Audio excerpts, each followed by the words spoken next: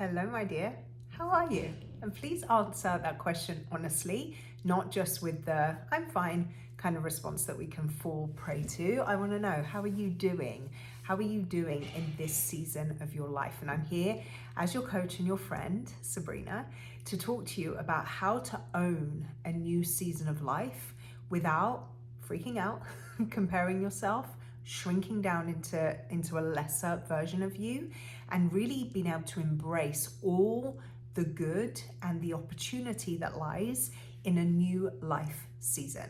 Like I said, my name is Sabrina Militello. I am a coach and owner of Empower Her Coaching. And my intention with these conversations that we have on a weekly basis is to empower you to truly step into the big, beautiful life that I believe you were made to live, but that I know you deeply want to live. So I have 3 talking points for you today on this topic of how to fully step into and own a life transition.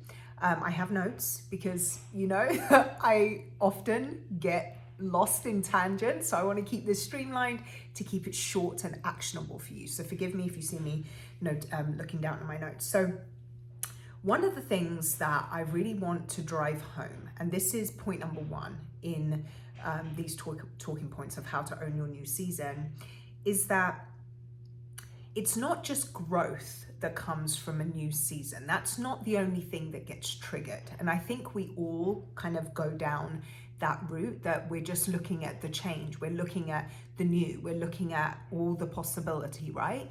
We don't consider that a new season also holds grief. It also holds a letting go of an identity that you may have had before, that you held on to for a long time. I know for me, in my story, when I lost weight, when I recovered from my eating disorder, when I went through the process of building businesses, when I've stepped now into executive leadership, the thing that most women will ask is, if this is good, why does it feel so scary, right? And you may be able to recognize that for yourself. If this is good, why does it feel scary?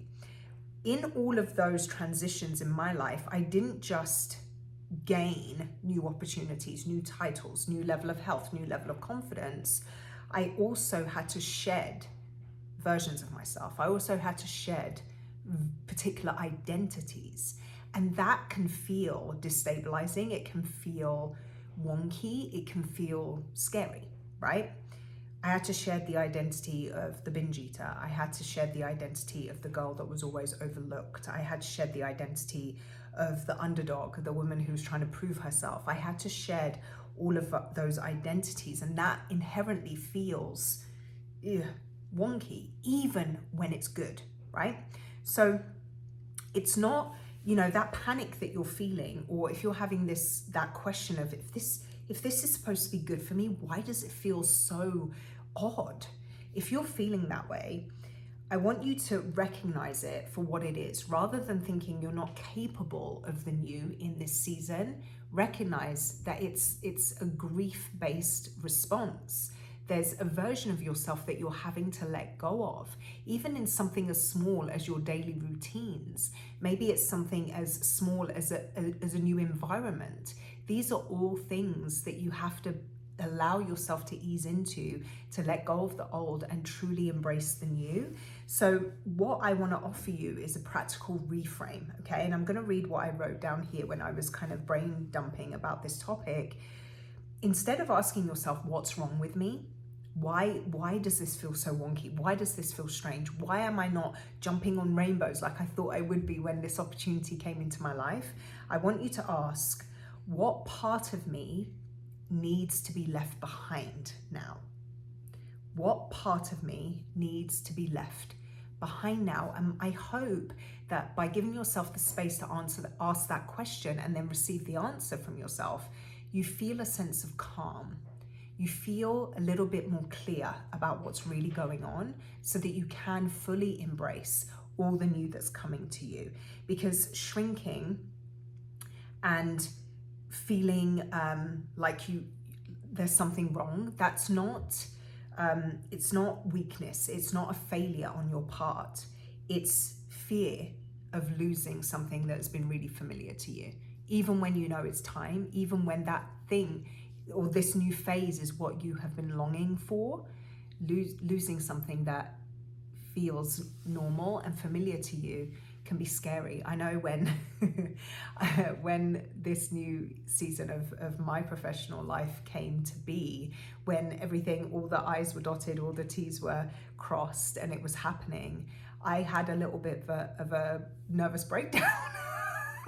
And I laugh about it now because my husband and I, we were talking, he was like, 2 seconds ago you were so excited and now you're depressed, like what is happening? And I had to explain to him that that was what was going on. There was a fear of like losing the routines and the autonomy that I had, completely working for myself in my own environment, only accountable to myself for my time and my energy and my efforts. Losing that and now putting myself into a space where I was going to be more visible and more leadership attention and more was going to be called on me. That was scary, and it wasn't because I didn't think I was capable. It was purely because I understood that there was a familiarity and a status quo that I was going to be leaving behind, and that had some fear attached to it, had some grief attached to it. So I really want to offer you that opportunity to reframe it differently so that you can enter this new season with the reverence that it deserves. It took you a lot of work to get here. It took you a lot of fighting, a lot of figuring things out, a lot of growth to get here in this new season, whatever that looks like for you. It deserves reverence and it deserves your acknowledgement, and being able to fully embrace it and step into it in all the facets that it comes in. Okay, so that's step number one. Step number one is knowing that there may be identity grief that's been triggered. It's not just about growth and giving yourself the space and the compassion to deal with that. All right. The second talking point that I have here is that in order to truly embrace this new season that you're stepping into, understand that if you find yourself playing the comparison game, this is something I think we do a lot. If you find yourself playing the comparison game, understand that that's not a character flaw in you. It's not a problem that you have to fix. It's simply an opportunity for you to kind of strategize where you're at. And let me explain. When you're entering a new season with a new title, maybe a new income bracket, maybe it's a new body, a new level of confidence, new visibility, new levels of leadership that you're being called into, your brain is scanning for, where do I fit now, right? Where is my lane? That's what your brain is scanning for, because remember that our brains are designed to keep us safe and keep us comfortable. The safety part, duh, but the comfortability part is because we're trying to use as little energy as physically possible in order to do the everyday mundane things. So comfort is a metabolic strategy for our brains, right? So your brain is scanning for, where do I fit? Where can I align myself where I can find that level of comfortability and ease? So comparison, if you do it correctly, because there is upward comparison, downward comparison, there is comparison that can elevate you, and then there's comparison that shrinks and destroys your soul, right? So comparison can be a way of checking, am I behind? Am I ahead? Am I safe? Am I doing the right things, right? From a very surface level standpoint. So it's understanding that comparison can be healthy and it can be a strategic assessment for you, but comparison becomes shrinking and it becomes a deadening strategy, if you want to put it that way, when you use it as evidence of your inadequacy and use it for kind of what's the word? Proof that you suck. Basically, I was trying to find a more eloquent way of saying that, but you use it as proof of your inadequacy or proof of your incapability, rather than simply seeing it as an opportunity for data collection. That's all it is. That's all it can be if that's the way that you choose to funnel it. So rather than using comparison as a way to scan of how terrible you are, how much you don't fit, how out of your comfort zone, out of your depth you are, use it as an opportunity to gather data.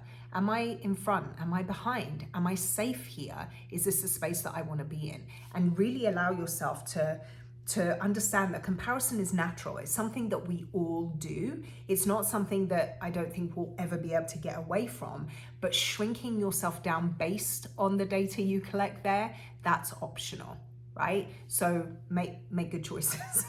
So the practical tool that I have for you for this is something I call the 3-column comparison reset. The 3-column comparison reset. So when you catch yourself comparing, I want you to ask yourself these 3 questions. 1, what am I noticing here? 2, what does she have, what do they have that I admire? And 3, what does that reveal about what I want? 1, what am I noticing here? 2, what do they have that I find myself in admiration of? And 3, what does that tell me about what I want? Because we admire the things that other people have that we wish we had.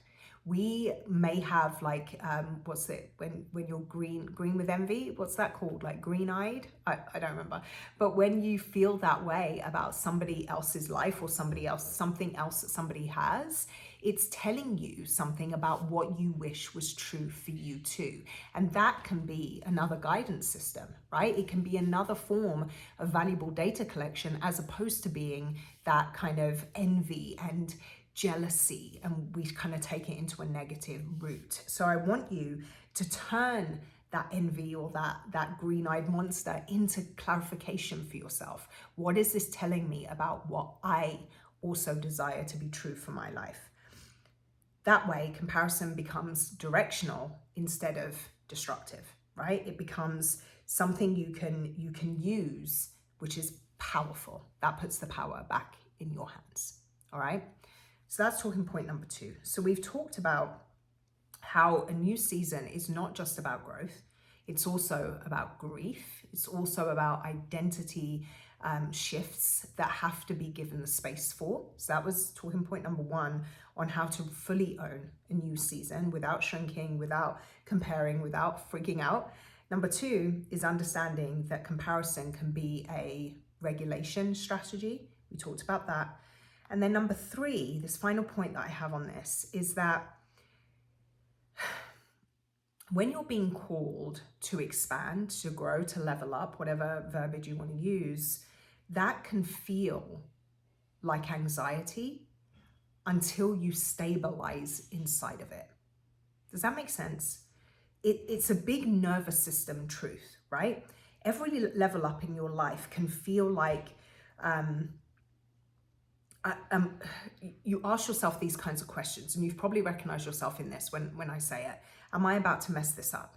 Is this gonna challenge me too much? What if I realize that I'm not ready for this and I'm not capable of this? What if I can't sustain this? What if I don't live up to it? Every time that you've been called to level up in some way, that's kind of the internal conversation. Do you agree? When I stepped into a new reality in my body from my 100-pound weight loss journey, when I stepped into greater visibility by becoming an entrepreneur and a business owner that was based on a personal brand, right? When I have now stepped into executive level leadership, my nervous system reacted before my confidence could catch up to it. I just shared with you that story of having that freak out when it was like, okay, this is happening. And I was like, oh my gosh, my nervous system responded before the identity that I wanted to anchor into, before the level of confidence I have in my ability was able to respond. So it can feel like anxiety until you stabilize yourself into it, until you give yourself that like time to just settle, okay? Because the reason why that is happening, because any level of expansion, any element of growth, any moment where you're being called into more, it stretches your capacity, doesn't it? it makes you feel like you're pushing on the edges of your comfort zone. And that can feel unstable. That's the word. That can feel unstable. Do you understand what I'm saying? Most women will interpret that discomfort as, I'm doing something wrong, I'm not cut out for this, maybe I can't do this, maybe this isn't for me, I'm not one of those women. We kind of give ourselves that conversation instead of noticing what's really happening, that your capacity is increasing. You're pushing the boundaries of your comfort zone. You're stretching what that looks like. And even that understanding can change things a lot for you. Okay? So I want you to recognize that. The practical or the practice that I have for you for this to help yourself stabilize into this new identity, this new reality, it's a 3-part anchor that I want you to use in any new season you find yourself in your career, in your health, in your relationships, in your income, wherever. Part 1, we talked about this last week, standards over emotion, every single time. What are your non-negotiables for this season? And I shared with you that conversation that I had to have with myself. I had a conversation with my coaching community last week about what it means to still honor your priorities even when going through a transition. It is possible to do both. So the part 1 of that anchor through new seasons is to accept standards over emotions, your new standards over your emotions, by identifying what your non-negotiables are in this season, right? Do that for yourself. And I want you to journal on this stuff, by the way. I'm not just saying these things for you to kind of like, oh, yeah, that's fun. Like, answer these questions and then have this to refer back to. Deal? Okay. Number 2, anchor yourself in your routines. What stays consistent in your life no matter what? Anchor yourself in your routines. What stays consistent in your life no matter what? Maybe you are a ninja when it comes to your bedtime routine. Maybe sleep is your so you will not negotiate on that. So that's the thing that is going to stay consistent. The rest of your day and the rest of your priorities have to figure themselves out around that thing, right? Can you understand what I'm saying? So that's number 2. Number 3, you have to have a self-talk upgrade. There has to be an upgrade in your default operating system when it comes to how you talk about yourself. Replace what if I can't handle this with I'm learning how to hold this. I'm learning how to have capacity for this. That language shift really, really matters, because remember, your internal narrative is an ongoing thing, environment that you're living inside of. And if it's not positive, if it's not empowering, that pulls you down and makes you shrink, compare, and freak out during these transitional seasons. All right. So the thing that I really want you to understand is that your ability to hold this expansion, to hold this growth, becomes stabilized through repetition. It doesn't become stabilized because you become more confident all of a sudden. It becomes stabilized because you repeat day after day after day the positive self-talk, the habits, the rituals, the belief in who you are and what you're capable of. Understand that, all right? Every new season will ask of you to release some version of who you once were. It will. You have to be okay with that. Most women shrink out of that because they equate comfort with safety, right? But I want you to understand that you're not shrinking, you're not pulling back, you're not disengaging. You don't have the instinct to freak out because you're not capable. You're doing those things because you don't yet trust the woman that you're becoming. That's where the work is. All right. So I've given you those 3 points. The new season is not just about growth. It also triggers grief, and then you've got to give yourself space for that. The second point was that comparison can be a regulation strategy for you if you use it correctly. And I gave you the 3-column comparison reset that you can do for yourself. And then the third one is understanding that expansion and growth will feel like anxiety until you stabilize within it. And I gave you that 3-part anchor for your stabilization practice. Okay. Now, I really want to drive home that you're not in this new season because it just happened by accident. You worked to get here. You went through some stuff to get here. You expanded your belief in yourself to get here. You did the work to get here. Part of being able to stabilize and not freak out in what is now being called for you is your ability to trust that you are ready. You've done the work. You've become the version of yourself that can hold this. Now the repetition comes to drill that home. So then you find stabilization, you find safety, you find comfort in this new level of WTF, because it is a new level of WTF, but you can hold it because guess what? You were made for it. All right. I really hope you enjoyed this. I would love the opportunity to work with you at a deeper level on these kinds of identity shifts that are necessary for you to truly step into everything that your life, your leadership level is calling for you. My Inevitable Woman private coaching is the pathway in which we can do that. I'll drop the link into the comments so you can explore that opportunity if you choose to, and perhaps apply for us to work together. I would love that. If you enjoyed this video, give it a thumbs up. Perhaps consider sharing it with somebody. Maybe follow the YouTube channel if you haven't done so already. And I would love to hear from you about what your biggest takeaways were, some things that really stuck out to you so that I can continue to support you in your growth in this new season so that you do fully stabilize into all that is possible here. Have a great rest of your day. Have a great, wonderful day. That too. Take care.